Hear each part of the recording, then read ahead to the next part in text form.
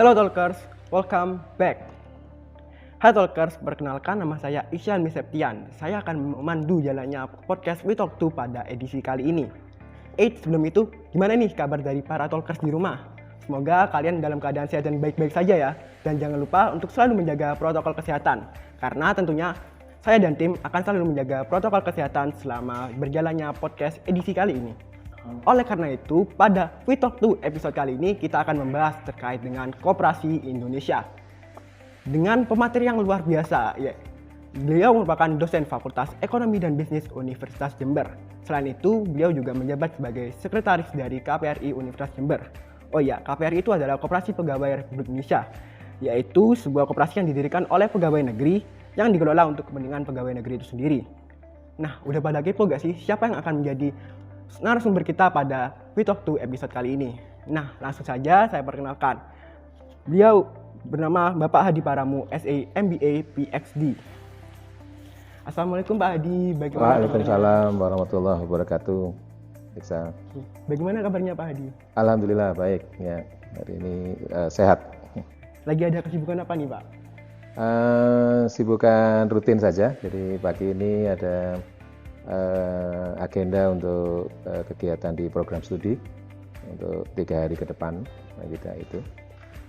Sementara untuk kegiatan belajar mengajar masih belum aktif, jadi ya dalam tanda kutip kegiatan Dharma yang pertama itu istirahat ya, sambil melakukan Dharma yang kedua dan ketiga ya, penelitian dan pengabdian. Ya. Mungkin nih sebelum kita lebih jauh masuk ke dalam podcast yang edisi kali ini, mungkin Bapak Hadi bisa memperkenalkan diri kepada para talkers di rumah. Oke, baik.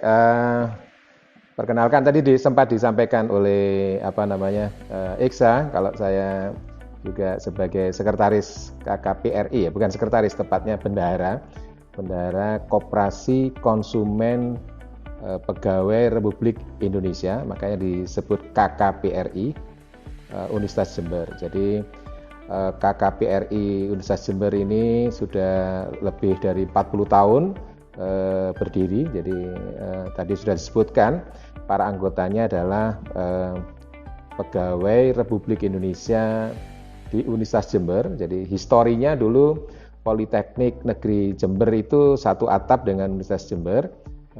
Saat ini kita sudah tahu bahwa Politeknik Negeri Jember sudah berdiri sendiri, tetapi para pegawai negerinya menjadi anggota KKPRI juga, mungkin sekitar 300-an orang.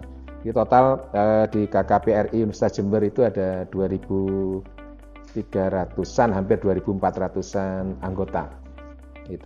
Itu background saya. Jadi kalau sehari-hari secara resminya gitu adalah sebagai faculty member di program studi S1 Manajemen Fakultas Ekonomi dan Bisnis Universitas Jember. Nah itu Talkers, tadi Bapak Hadi sudah memperkenalkan dirinya dan juga memberitahukan apa sih kesibukan dari Bapak Hadi sekarang. Nah selanjutnya kita langsung tanya nih ke Bapak Hadi sebagai bendahara dari KPRI Universitas Jember. Nah bagaimana sih perspektif Bapak mengenai kondisi koperasi di Indonesia saat ini, terutama di kalangan mahasiswa sendiri Bapak? Ya, tentunya mestinya harus menggunakan data ya, jadi menyebutkan berapa banyak koperasi. Jadi kalau dengan melihat situasi sekitar terkesan mungkin tidak banyak koperasi yang berkiprah gitu ya, yang sukses. Tapi kalau kita melihat database, barangkali kita akan lebih yakin. Nanti mungkin bisa dicek ya. Jadi kalau misalkan di level nasional itu bisa akses di Kementerian Koperasi, dan kalau di level internasional bisa cek di International Cooperative Alliance, jadi ICA itu. Di sana disebutkan ada 300-an ribu koperasi di dunia gitu ya, yang berperan ya, mempunyai omset yang cukup besar, mempunyai anggota yang cukup besar. Jadi kalau melihat data makro seperti itu ya, koperasi punya peran gitu ya. Tapi kalau dilihat di level mungkin sekitar mahasiswa, kanan kiri mahasiswa, anggaplah mungkin koperasi mahasiswa barangkali di Universitas Jember khususnya boleh dikatakan tidak ada barangkali ya, tidak pernah kita dengar. Dulu zaman saya kuliah itu ada Kopma gitu ya, jadi punya Kopma, saya mungkin juga menjadi anggota otomatis waktu itu, tapi setelah lulus kemudian tidak ada mekanisme untuk berhenti sebagai anggota, kemudian memperoleh kembali simpanan pokoknya. Nah, yang seperti ini ya bisa jadi kalau melihat Kopma seperti itu seolah-olah koperasi tidak berperan di situ ya. Jadi maka kalau saran saya kita perlu lihatlah data ya. Jadi tentunya banyak koperasi besar di Indonesia dan di Jember sekalipun saya kira cukup banyak. Jadi kalau boleh saya membanggakan lembaga yang saya ikut jadi pengurusnya ya, KKPRI Universitas Jember merupakan salah satu koperasi rujukan lah kalau di Jember ya. Jadi benchmark koperasi lain di Jember diantaranya adalah KKPRI Universitas Jember ya, gitu. Nah itu tadi teman-teman kondisi dari koperasi Indonesia utamanya di kalangan mahasiswa. Nah selanjutnya Bapak, bagaimana sih cara menyadarkan dari mahasiswa ini terkait pentingnya koperasi di Indonesia? Ya, ini hal yang menarik ya, mungkin di fakultas kita khususnya, Fakultas Ekonomi dan Bisnis, kalau kita merujuk pada Undang-Undang Dasar 1945, maka jenis atau pilar ekonomi yang boleh saya katakan disebut dalam Undang-Undang Dasar 1945 khususnya di penjelasannya itu adalah koperasi gitu. Nah, mungkin mahasiswa FEB Universitas Jember khususnya itu sangat relevan lah dalam kaitannya dengan koperasi ini. Jadi punya peran penting. Jadi bagaimana menggunakan koperasi ini jadi sebagai kendaraan dalam berbisnis gitu ya. Jadi kalau pandangan pribadi saya, koperasi ini merupakan salah satu model bisnis gitu ya, yang proses bisnisnya sudah baku gitu ya. Jadi kenapa saya katakan proses bisnis sudah baku, itu ada ketentuan, ada undang-undang yang mengatur bagaimana perkoperasian itu. Jadi jika anggaplah begini, jika ada ide usaha mahasiswa, kemudian bisnis prosesnya belum ditemukan, kalau menurut saya format bisnis proses koperasi ini bisa langsung diadopsi gitu ya. Jadi tidak terlalu banyak yang harus dikreasi gitu ya. Merujuk langsung aja kepada undang-undang sehingga bisnis jalan, organisasi atau tata kelola bisnisnya juga langsung jadi gitu. Jadi menurut saya penting untuk mahasiswa FEB UNED khususnya mahasiswa manajemen yang sudah belajar bagaimana bisnis proses, maka tinggal menempelkan bisnis proses itu pada tata kelola ala koperasi gitu. Jadi saya kira ini merupakan sinergi. Jadi menggunakan koperasi sebagai alat untuk atau media untuk mengembangkan bisnis mahasiswa gitu. Ya itu teman-teman terkait dengan koperasi di kalangan mahasiswa, bagaimana cara menyadarkannya. Nah selanjutnya ini Pak, kan tadi disampaikan bahwa koperasi ini bisa ditempelkan menjadi sebuah tata kelola untuk model bisnis yang mungkin dikreasikan oleh mahasiswa ya Pak. Ya. Nah, di sini kan sekarang Indonesia sedang gempar-gemparnya lagi mengarah ke Society 5.0, bukan Indonesia saja, secara global ya Pak. Nah bagaimana sih Pak cara agar koperasi ini bisa up to date atau beradaptasi di era baru ini Pak? Ya, kalau saya memandang begini, koperasi itu mirip dengan entitas bisnis lainnya. Jadi perusahaan lah kalau kita kenal ya, atau korporasi gitu. Jadi koperasi juga harus melihat dinamika lingkungan eksternal, apa yang terjadi di luar gitu ya. Apakah itu globalisasi, persaingan persaingan bisnis, itu harus menjadi pertimbangan atau perhatian utama dari koperasi ya. Dalam hal ini adalah para pengurusnya ya. Jadi tidak bisa koperasi itu, kalau zaman dulu kan dikesankan koperasi itu punya semacam captive market, menjual produk yang lebih murah gitu ya kepada anggotanya khususnya. Kalau sekarang itu tidak semudah itu, karena kita tahu bahwa entitas bisnis lainnya itu juga punya orientasi yang sama, yaitu melayani kalau bisa captive market, kemudian menjual lebih murah juga gitu ya. Sehingga dinamika ini menuntut koperasi untuk selalu berpikir bagaimana menjadi lebih kompetitif. Jadi tadi itu saya memandangnya adalah koperasi sebagai bentuk bisnis saja. Running bisnisnya atau bisnis prosesnya itu dijalankan ala bisnis profesional yang lain gitu. Jadi tidak karena koperasi kemudian ada program, ada proteksi gitu, tidak. Tetapi koperasi hanya bentuk gitu ya, boleh saya katakan begitu, bentuk usaha, cara menjalankan usaha dan pengelolaannya ya harus berprinsip profesional gitu ya. Nah, kadang yang menjadi kendala itu mungkin kalau saya loncat lagi ke hal yang lebih jauh lagi, yang menjadi kendala adalah seringkali koperasi mempunyai keterbatasan dalam sumber daya manusia. Jadi ya kita lihatlah mungkin perusahaan-perusahaan besar itu banyak disupport oleh para profesional yang ya secara mungkin background latar belakang pendidikan mumpuni gitu ya. Sementara case di koperasi barangkali untuk meng-hire profesional seperti itu kemampuannya terbatas sehingga pertumbuhannya mungkin juga menjadi terbatas gitu ya. Jadi ada handicap di aspek sumber daya manusia gitu ya. Jadi begitu kalau menurut saya koperasi juga harus melihat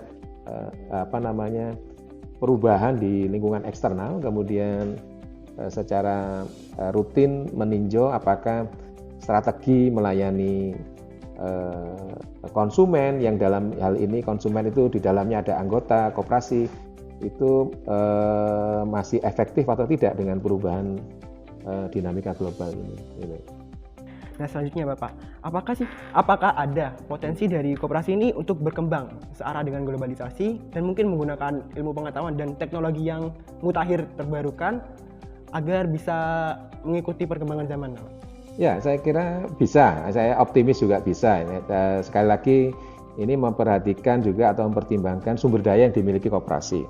Kalau saya ambil contoh lembaga KKPRI Jember ya, ini kami bergeser mau mengembangkan sistem yang berbasis digital. Jadi memainkan digital bisnis gitu ya. Ini sedang dalam rintisan gitu ya.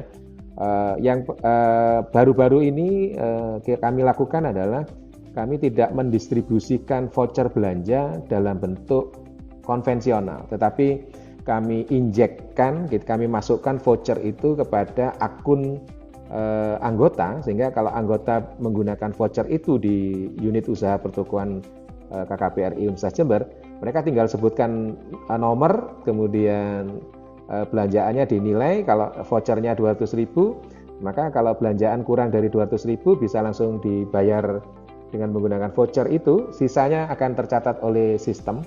Sehingga sudah tidak lagi berbasis kupon. Kalau dulu tahun yang lalu kita pakai voucher yang benar-benar voucher gitu ya, yang kita lihat ada bentuk fisiknya. Ini sudah tidak ada bentuk fisik. Kemudian yang berikutnya kami sedang mengembangkan sistem, ini masih dalam pengembangan juga ya, dari kita meng-hire pihak ketiga untuk mengembangkan sistem yang nanti anggota dengan koperasi itu bisa saling interaktif. Jadi misalkan kalau saya ingin tahu nih jumlah simpanan wajib saya berapa, nah itu bisa dipenuhi sendiri oleh anggota dengan cara masuk ke sistem yang akan dikembangkan tadi gitu ya. Demikian pula untuk kepentingan-kepentingan lain, misalkan untuk usaha pertokoan yang paling populer itu ya, ada diskon apa nih hari ini di toko misalkan, itu maunya dikemas seperti itu. Nah, saya kira koperasi mampu seperti itu, apalagi kalau misalkan pengurus dan pengelolanya dan juga pengawasnya punya visi ke arah sana. Karena kalau visinya tetap konvensional ya running bisnisnya akan konvensional gitu. Tapi kalau visinya sudah digital gitu maka running bisnisnya akan bergeser ke arah digital gitu ya. Jadi ya kita dalam tanda kutip mungkin di case koperasi KPRI UNED juga agak minder juga afiliasi utamanya adalah Universitas Jember yang teknologi informasinya begitu hebat begitu ya. Namun rasanya timpang kalau lihat koperasi gitu, masih konvensional, datang, setor, tarik dan sebagainya itu rasanya juga agak minder gitu. Harusnya mungkin digitalisasinya relatif setara gitu. Kalau ngejar apa yang ada di sistem TI yang ada di Universitas Jember mungkin terlalu berat, tetapi menuju ke sana mungkin akan jadi impian kita semua. Nah, ini harus menjadi sadaran semua pihak gitu ya, terutama koperasi yang juga melayani masyarakat umum gitu ya. Kalau melayani masyarakat yang menjadi anggota misalkan itu mudah lah ya, saya kira dapat dikelola. Kalau saya sebutkan tadi koperasi Universitas Jember itu punya sekitar 2.400-an orang anggota misalkan, memanage itu kan lumayan bisa gitu ya. Tapi kalau berinteraksi dengan publik yang kita tidak tahu jumlahnya ini secara pasti yang berinteraksi dengan koperasi, mungkin perlu sedikit kecanggihan dalam desain desain digitalnya gitu ya. Jadi kalau saya optimis bisa. Jadi tinggal sumber dayanya mampu tidak. Sumber daya itu bisa dananya terutama ya, dan juga tenaga profesional. Kalau tenaga profesional bisa outsourcing lah, pihak ketiga bisa dimintai tolong. Nah, maka kuncinya adalah di pendanaan. Itu teman-teman, ternyata KPRI Universitas Jember sekarang udah mau go digital ini. Go digital ya.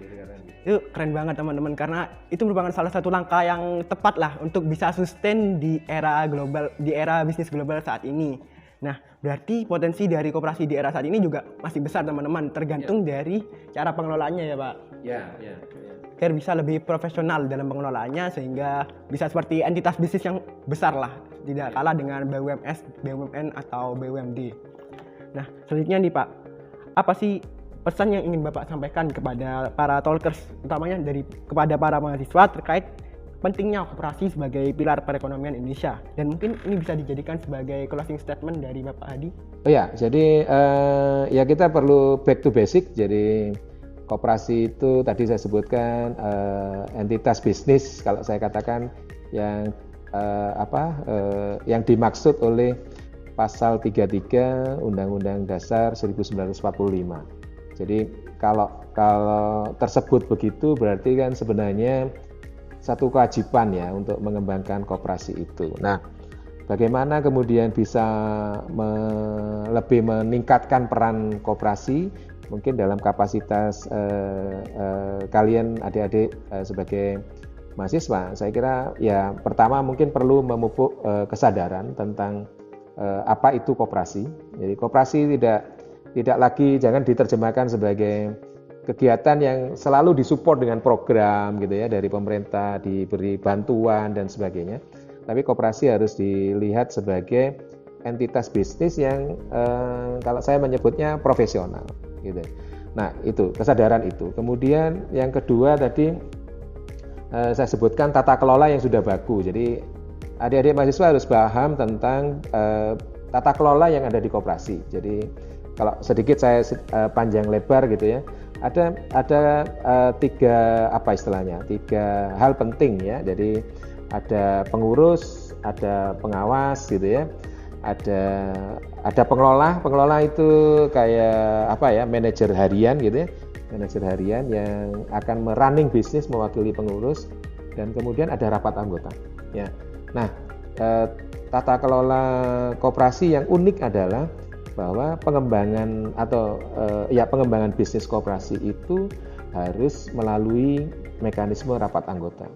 Maka koperasi itu dalam tanda kutip kalau boleh saya katakan identik dengan rapat anggota. Kalau ada koperasi yang nggak ada rapat anggotanya, maka belum sempurna koperasinya gitu ya. Itu. Jadi paling tidak ada 2 kali rapat anggota, ya, rapat anggota rencana kerja dan rapat anggota evaluasi kinerja gitu ya. Jadi yang evaluasi kinerja biasanya dilaksanakan di bulan Maret. Mengapa harus bulan Maret? Karena audit laporan keuangannya selesai di bulan Februari.